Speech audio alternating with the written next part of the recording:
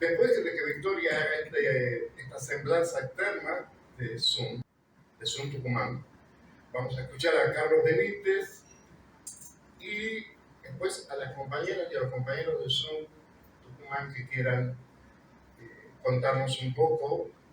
Yo ya no entre ellos, no se preocupen, de qué fue esta historia hasta aquí y qué seguimos esperando en el tiempo por venir de nuestra revista. Así que muchas gracias, lo dejo con Victoria.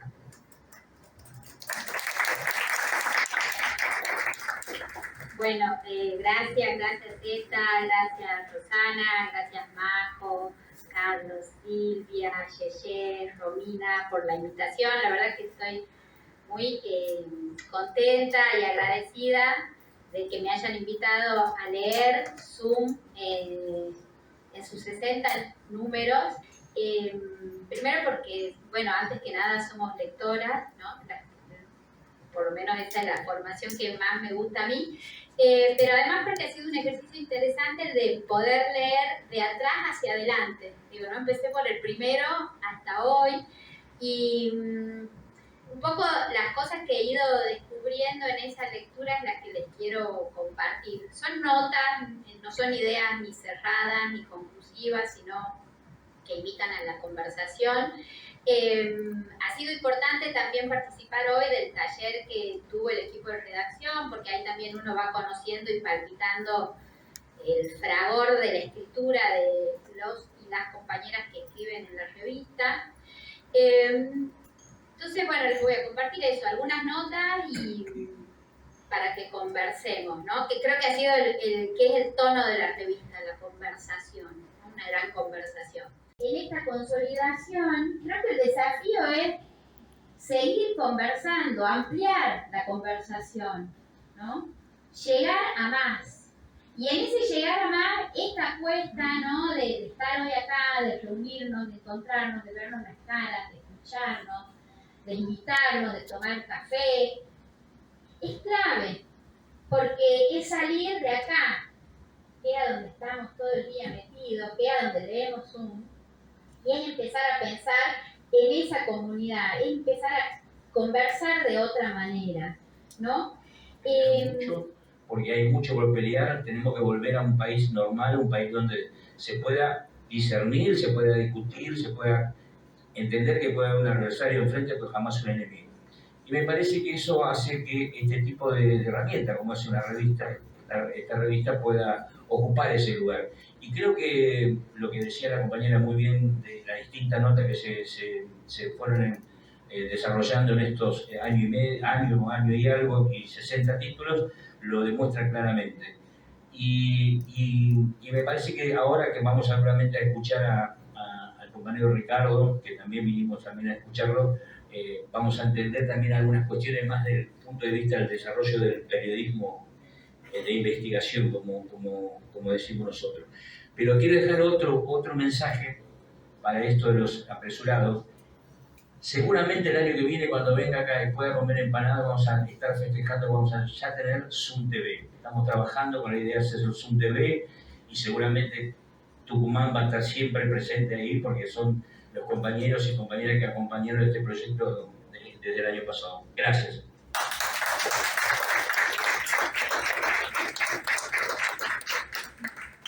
Bueno, antes de pasar a la conversación entre Pedro y Ricardo, los compañeros y las compañeras de Zoom, pero no solamente, quienes quieran tomar la palabra, yo la invito a la compañera Rosana Nofala que lo haga. Digo yo. La verdad que es como de emoción en emoción. Últimamente me parece que hay que contar, ¿no? Contar 60 números, de septiembre hasta acá, son 14 meses, ¿no? Esta temporalidad de la que hemos hablado. Ahora yo también sumaba, yo lo conocí a Carlos Benítez en julio o agosto, y digo, nosotros también estamos sumando un estilo de escritura, o sea, el periodismo de investigación, pero también un estilo. Y sobre todo cuando nosotros empezamos a hacer Zoom, como que no teníamos mucha idea de a qué nos sumábamos, y yo le digo a Zeta, bueno, pero yo no escribo la edición y demás, Pero cuando hablamos con Silvia, que era en marzo de este año, yo tenía esa sensación de que Zoom tenía que tener una intervención política. O sea, estar en Zoom es una decisión política, ¿no? Y es cambiar el modo de intervención de la construcción del voto, ¿no? Aquí, instalar eso en la búsqueda del diálogo, ¿no? Y ese modo, que está bien lo que dice Vicky, por supuesto, no sé si es chiquito o es grande, necesitamos juntar votos, pero necesitamos escucharnos. Y hablando con otra compañera en un bar cuando le invité a Pila Garbarino, Pila me cuenta una escena y digo, claro, no, realmente no hemos escuchado. Porque entonces Pila decía, yo tengo una fórmula, ¿no? La minuta. Bueno, los compañeros siempre han tenido esa minuta, ¿no? Tener la minuta implicaba sobrevivir. Entonces Pila decía, te comprendo, ¿no? Te comprendo. Cuando Rosana me invita, yo le digo, Rosana, ¿qué voy a hacer yo? Manejo las redes de Zoom si querés. Me dijo, no, vas a escribir. Entonces cuando pensaba cuáles eran los temas y lo conversaba con Zeta, ¿no? Me preguntaba siempre, ¿para quién escribo? Entonces, nuestros lectores, que hoy Romy se reía porque yo le decía que acá está una de mis amigas, a las cuales obligo a leer totalmente, acá a mis compañeras, a mi pareja, a mi compañero, que todo el tiempo estamos dialogando, ¿no? Los temas de los cuales hay que leer. ¿Por qué? Porque nosotros en la búsqueda de la conversación que queremos generar, no podemos pensar que vamos a instalar, que vamos a proponer un tema, porque si no también estaríamos comportándonos como en esos medios hegemónicos que construyen la agenda y que nos dicen de qué hablar y de qué pensar. ¿Qué es lo que nosotros queremos hacer con Zoom? Es invitar a la conversación, invitar a la lectura, pero también a la producción del material. Voy a aludir, pero dentro de un rato, cuando la termine, va a estar acá y nos va a seguir acompañando. Así que Daniela Escobar también va a estar en Zoom. Finalmente, porque hemos andado por muchos lugares, hemos hecho opciones políticas, se va a sumar Pedro Ponce Uda, a quien lo conozco, porque yo siendo vicedecana me toma la facultad. Entonces, ¿cómo el escenario cambia? Bienvenido, Pedro, a este Zoom. Me cruzo un banco y dice, no puede pasar. No pasará. No, las autores vicedecana no pasa. Bueno, acá estamos, en esta construcción. La vuelta a la vida. La vuelta en la vida. Entonces, Pedro, sí pasarás. Pedro Ponce Uda, cineasta, docente universitario, integrante de la Escuela de Cine de la Universidad Nacional de Tucumán, y Ricardo Rajendorfer, periodista, escritor, guionista, actor, un compañero además entrañable, y la charla magistral con la que cerramos la actividad de hoy.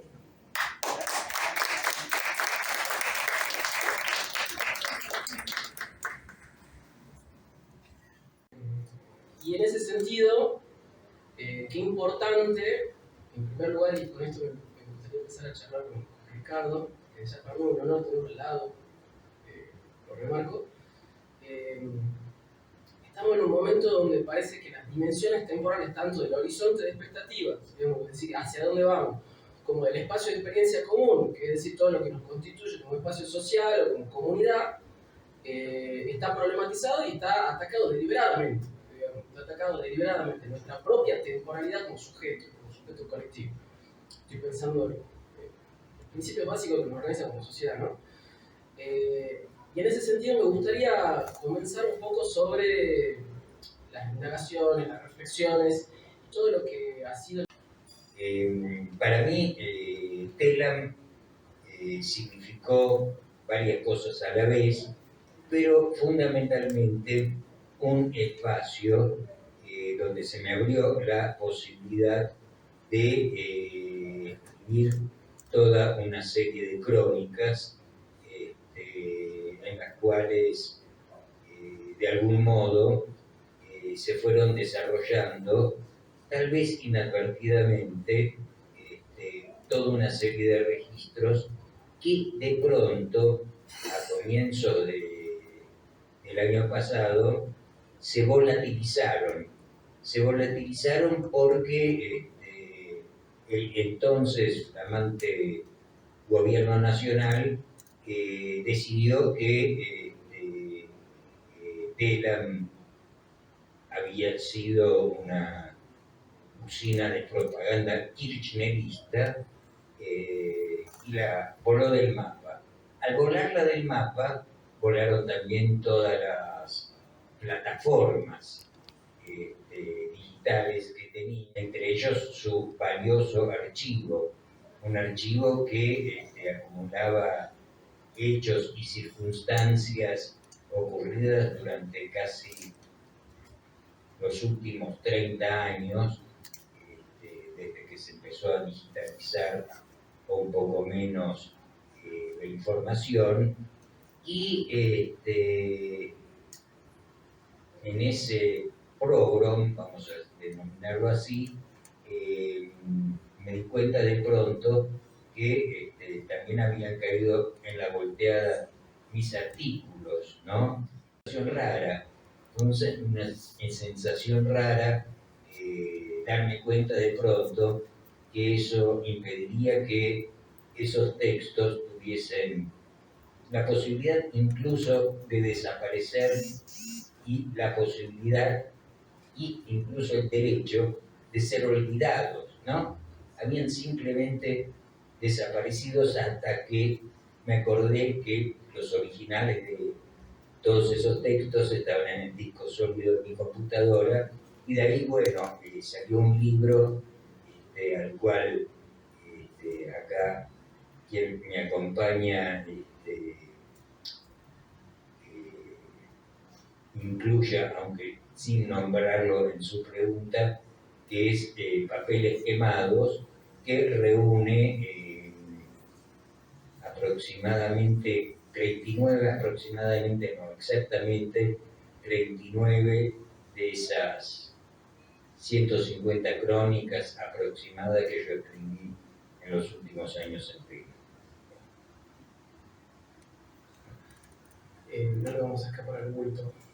Y vamos a seguir haciendo, como te decía, un poquito un proyecto hacia atrás, un poquito. Hablaste de las políticas que estableció Manuel Adorno específicamente. Vamos a otro miembro de gabinete, Patricia Bullrich. Bueno, yo escribí un libro sobre Patricia Bullrich, ¿no? Generalmente uno escribe libros sobre temas que a uno le inquietan. Ese no fue el caso. Ese no fue el caso, y en realidad escribir el libro Patricia, de la lucha armada a la seguridad, no fue una iniciativa mía, sino, como diría Francis Ford Coppola, un ofrecimiento editorial que no pude rechazar. Pero me di cuenta que a partir de las 6 décadas, 5 o 6 décadas que esta mujer tuvo cierto protagonismo en la política argentina, yo podía escribir sobre 5 o 6 décadas de historia argentina a partir de su figura como elemento centralizador de lo que a mí realmente me interesaba escribir, de lo que a mí realmente me interesaba registrar, ¿no? Y desde luego la profundización de esa temática me ha reencontrado con la presencia de esa misma figura sobre la cual a mí originalmente no me interesaba escribir, que me comienza a interesar, y de algún modo me comienza a interesar de una manera que se podría decir literaria, porque constituye un ejemplar, yo diría, único, de animal político. Hablando de animales políticos en cuyos discursos aparece un poco también la delación, ¿no? Aparece un poco también el espionaje, aparece un poco esta especie de, ya nos hemos metido en temas, ¿no? En atmósferas oscuras, digamos, de la historia argentina, y también de géneros específicos de la escritura y de la narrativa. Hoy indagaste sobre lo que pasó alrededor del batallón 601. Que bueno, que es algo que en algún punto es un caso paradigmático, digamos, respecto de eso en Argentina. Me gustaría que nos hable un poco, no solamente del tema, sino de lo que significó poder construir una narrativa alrededor de eso, digamos, de un sujeto político con un sujeto político individual, digamos, sino es una política específicamente. Sí, vos te referís concretamente a mi libro Los Doblados. Exactamente, Los Doblados. Que tiene por subtítulo cierto momento narrativo del libro. Yo me refiero a la desaparición de un militante del MIR, del Movimiento de Izquierda Revolucionaria chileno, que se llama Jean-Claude Fernández, que desaparece en Buenos Aires.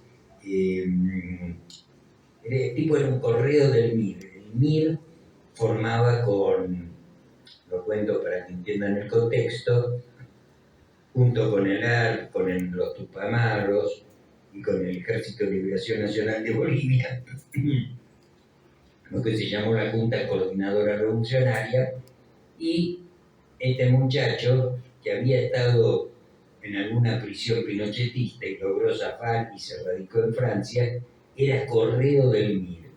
Y viene acá, digamos, muy secretamente, y lo secuestran y lo matan.